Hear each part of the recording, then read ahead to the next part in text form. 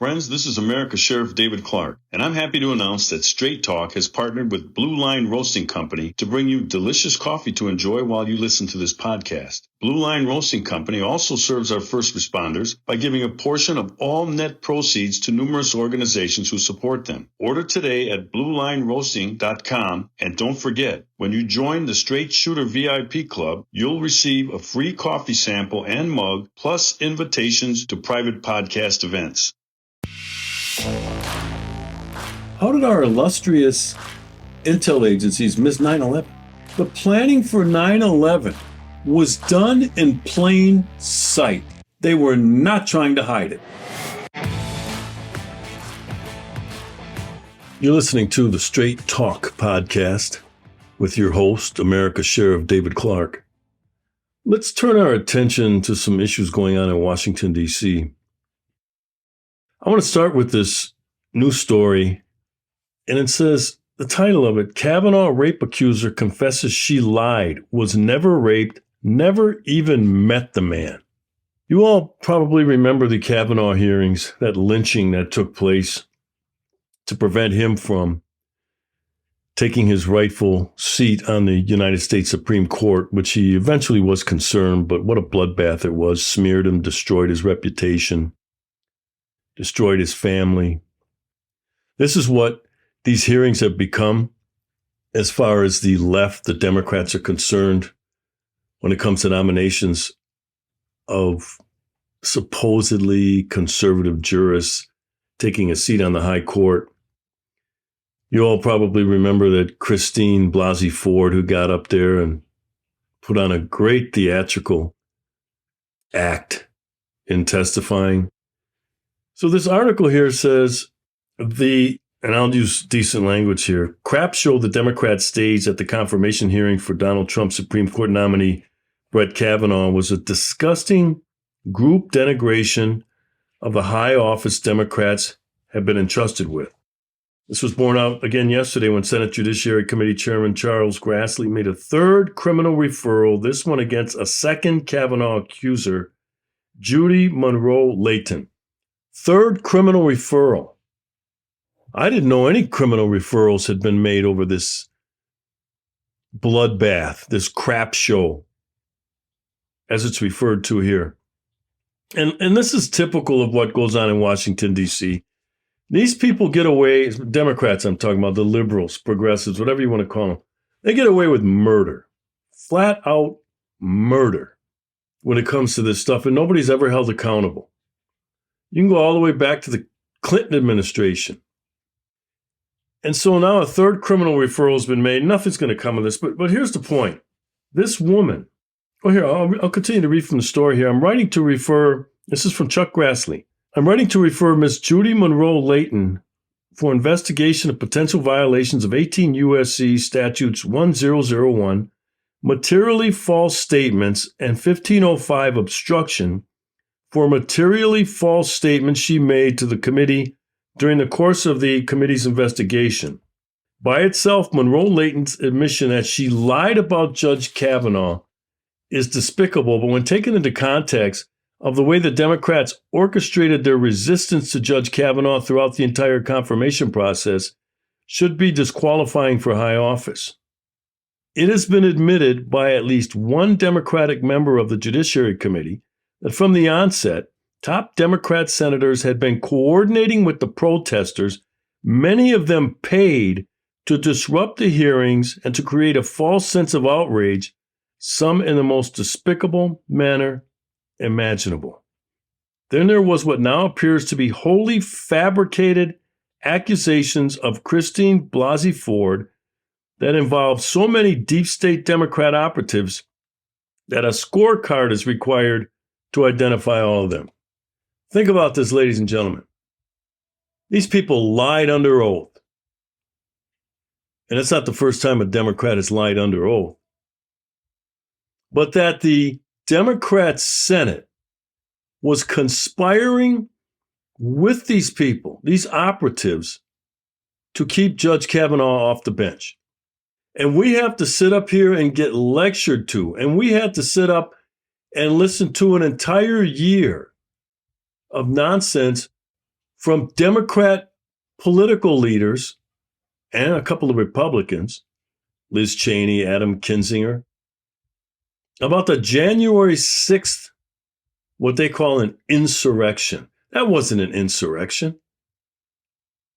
That was a couple of hundred goofs who trespassed into the United States Capitol. And they tried to convince us, along with their ilk in the liberal media, that democracy was at stake. That this was the January 6th trespassing was a threat to democracy. No, it wasn't. And so I sit up here and I read this story about how these people lied, and then that the Democrats conspired with these operatives to alter the Supreme Court of the United States. Ladies and gentlemen, if that is not an insurrection, then there is no such thing as an insurrection. That which happened then, we always learn this later on. And then after the fireworks, everybody just kind of goes home. This story here, this story isn't going anywhere. This referral to the United States Department of Justice for these 2 felony charges, this isn't going anywhere. It's all the typical dog and pony, smoke and mirrors that goes on in Washington, D.C. And it says here in the story, too, then Democrat Senator Kamala Harris had a hand in the Monroe-Leighton claims because she was the person who brought Monroe-Leighton's letter to the committee's attention. Kamala Harris. And we're to take these people seriously? You must be kidding me. This is the kind of stuff, these are the antics that the Democrats now resort to because they play cutthroat politics. Cutthroat. And most of the Republicans in Washington, D.C., they're playing patty cake, while the Democrats are playing cutthroat politics. So the next time you hear some progressive talk about January 6th and a threat to democracy, and we have to do everything to protect our democracy, tell them to shut the hell up and remind them of stuff like this. And again, all we really get is the shoulder shrug, right, from so-called conservatives or Republicans. Yeah, okay, Grassley makes a referral for criminal charges. He won't pursue it he won't pursue it beyond that. You will never hear of this again. While the people of January 6th involved in it, however wrong they were, I don't have to justify what they did. I don't have to rationalize it. They have to justify what they did. They were all held accountable. Their due process was violated. I didn't see too many conservatives or Republicans come to their defense. They're held in solitary confinement during the entire time, didn't have access to lawyers, didn't have access to any of the evidence before they went to trial. And many of them ended up serving prison sentences and some long prison sentences. And that denial of due process, and, we got the shoulder shrug. Oh, yeah, that's terrible. Read a newspaper and then turn the page on to the next story. So while we still have people sitting in federal prison, some people never even went inside of the U.S. Capitol. They were just on the grounds, but I guess, that was a secure area they were inside. So even if you didn't go in, there are people who were sentenced to prison for standing around the Capitol on January 6th. And yet we sit up here and listen to or read about these people who lied, just outright lied in the Kavanaugh hearings, almost destroyed a man. Actually, they did destroy him. He'll never be the same. This is not going to change until we make it change. We'll cover another story coming out of D.C. in just a minute.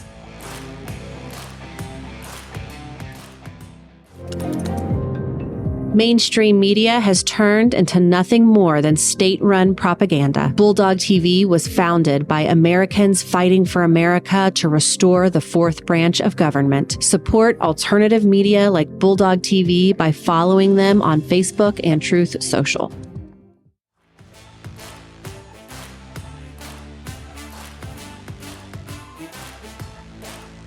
You're listening to the Straight Talk Podcast. I'm your host, America's Sheriff David Clark. I'm going to turn toward another interesting story out of Washington, D.C. Representative Marjorie Taylor Greene calls for a national divorce along political lines. We are done, she says. According to the story here from the New York Post, the controversial lawmaker said it was time to divide the country along political lines, arguing that the differences between Republicans and Democrat-leaning states have become irreconcilable. We need a national divorce, Greene said in a shocking President's Day tweet. She went on to say, we need to separate by red states and blue states and shrink the federal government. I want you to focus on that. We'll get into it in a minute. Greene later clarified amid a social media uproar that a national divorce doesn't mean civil war and argued that President Biden is the one leading the country into World War III. She went on to say that people are absolutely fed up and disgusted with left-wing insanity and disastrous America Last policies. Now let's zoom out on that, if you will, with what she said. First of all, you may know, you may not know, Marjorie Taylor Greene is a firebrand. She's a flamethrower. One of the few that we have on the conservative side in Washington, D.C. Lauren Boebert is another. You know, earlier podcasts, I read from a column that I wrote back in 2014. I'm sorry, it was 2018, after the midterms, the disastrous midterms, during Trump's first term, well, his only term, really. And I talked about the need for new conservative fighters. And I went on to describe what that conservative fighter looks like. And I detailed it. Marjorie Taylor Greene is someone I had in mind. Like I said, she's a flamethrower. Anytime in Washington, D.C., that somebody sticks their head out of the ground and makes some bold statement like Marjorie Taylor Greene did, the first reaction from the left, from the leftist media, is to pounce on it, to jump all over it, take it out of context, spin it into something she didn't say. And I'm not here to defend Marjorie Taylor Greene. I know Marjorie Taylor Greene. I've met Marjorie Taylor Greene. I've talked to Marjorie Taylor Greene. I like her style of smash mouth politics. And she's always under attack by the leftist media. But listen to what she says. We need to separate by red states and blue states. First of all, we already are separated, and it's not criticism of her. I'm trying to figure out why the people that attacked her, including the Republican governor of Utah, who called this evil, what she said, we're already divided by blue states and red states. We see it every election cycle and in between. So that would be nothing new.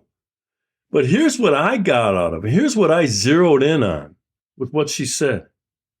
We need to separate by red states and blue states and shrink the federal government. Yes, indeed. That is the biggest problem in America today. The size and the scope of the federal government. We've gone completely away from what our founders wanted. What our founders feared, a large central government, domineering, overbearing. That's exactly what we have today. We are ruled not by elected officials. We are ruled by an administrative state. We, the people, no longer have control over our government that's supposed to be of, for, and by the people, and how it behaves. The massive spending, the federal deficit, the federal debt. The national debt is $31 trillion and growing. All of these list of alphabet agencies that have spawned from this overbearing federal government.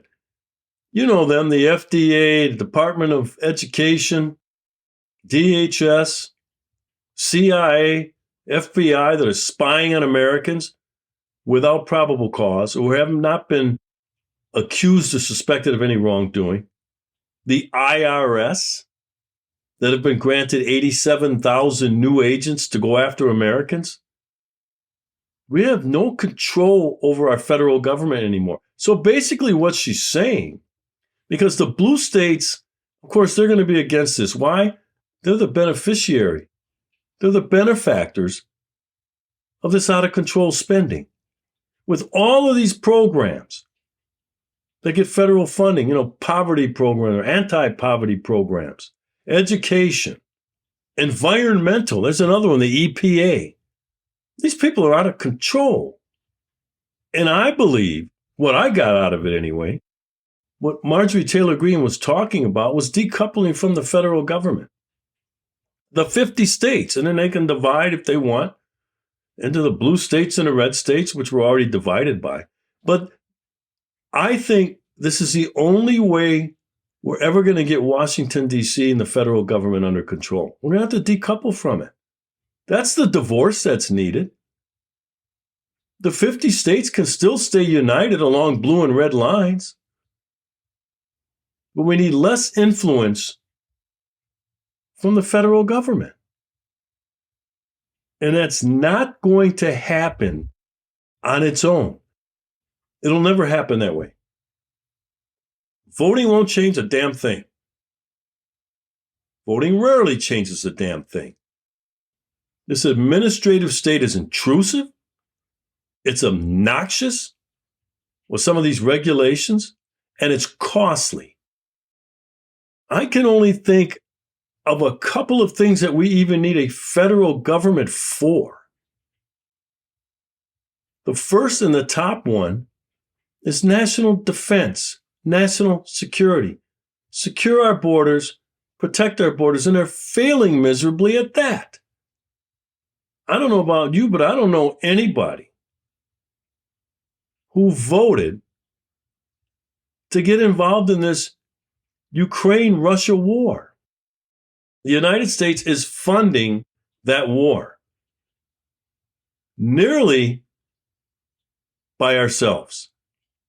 Little help from Europe, little help from NATO, but the money that's been spent, last I heard, $30 billion on a war in 1 year that we're not actively involved in. Sure, we don't have boots on the ground. We don't have troops on the ground. But the spending on this war and some of the rhetoric coming out of some people in Washington, D.C., Biden the other day said, we're in this for the long haul. What? Define the long haul. 10 years? What if this war goes on for 5 years? How much more is it going to cost us? And then you got, both sides are at fault here. And you got Mitch McConnell, who had the audacity and the nerve to say, the highest priority of Republicans in Washington, D.C. is the Ukrainian war. Really? The highest priority? With all the problems going on in the United States that need attention? That's the highest priority? That's not putting America first. And again, the media, imagine if Trump was the president and got us in this deep in this Ukrainian war. Oh, the left would be all anti-war again. You'd see anti-war demonstrations. I haven't seen one anti-war demonstration. Why? Just because we don't have troops on the ground? This war could spiral out of control over time. And the results are not going to be pretty. Somebody is going to have to be the adult and do like Marjorie Taylor Greene did. Make a statement about this war that isn't real popular with the media in Washington, D.C., liberal media, and some Democrat politicians and some Republican politicians. And that's why you're not hearing more from Republicans They don't want to get accused of being isolationists. They don't want to be accused of being pro-Russia just by making a statement, something to the effect of, I think it's time to call for a ceasefire and get these two countries to sit down at the negotiation table. And somehow, first of all, this should have happened before Russia invaded, because that was imminent. They weren't hiding it. They said they were going to do it. I remember having a conversation with General Mike Flynn, who's a friend of mine, and he said, wars happen when diplomacy fails. There was no active diplomacy going on before Russia invaded Ukraine. I'm here to tell you there are no good guys in this conflict. Not Zelensky, not Putin. There are no good guys. So there was a chance for a diplomatic solution. And really, this was all about whether Ukraine was going to join NATO, and Russia was not going to have a NATO country on its border with potential missile sites and bases right on its border. This thing probably could have been avoided with effective diplomacy. If we had people who knew what the hell they were doing to resolve this sort of thing, we might not be $30 billion and counting in the hole. So here we are. We're starting the second year of this war with no end in sight. The death, destruction. Oh, by the way, if this thing ever does end, all wars eventually come to an end, I guess. Even, after 10 or 20 years, like the United States witnessed in Afghanistan and Iraq, these endless wars. You know who's going to be on the hook for the rebuilding of that country, Ukraine? Yep, the good old US of A. So we've spent $30 billion to finance the death and destruction of that country. And it's going to cost us probably 3 to 4 times that much to rebuild that country, the infrastructure, the housing, the recovery. Yeah, Uncle Sam's going to be on the hook for it. Nobody talks about that. If this war ended today, who's going to pay to rebuild that country? We'll ask the NATO countries and the other countries around the world to chip in. They might throw a couple million in, just for show, for looks. But that's about it. United States, the taxpayer, you and I, will bear the brunt of rebuilding that country. But nobody's talking about that today. But I am.